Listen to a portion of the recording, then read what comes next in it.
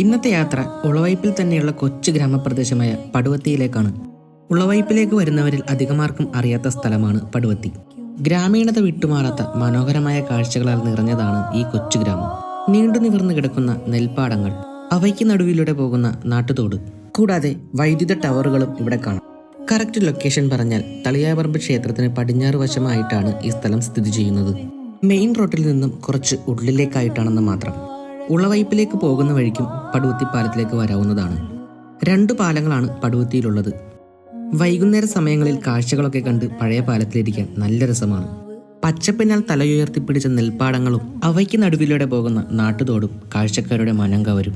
സന്ധ്യയോടടുക്കും തോറും പടുവത്തിയുടെ വശ്യമനോഹാരിത കൂടിക്കൊണ്ടേയിരിക്കും. ഉളവൈപ്പിലെ കാഴ്ചകൾ കാണാൻ വരുന്നവർ ഒരിക്കലെങ്കിലും പടുവത്തിയിലും വരേണ്ടതാണ്. കാരണം അത്രയും മനോഹരമാണ് ഈ സ്ഥലം.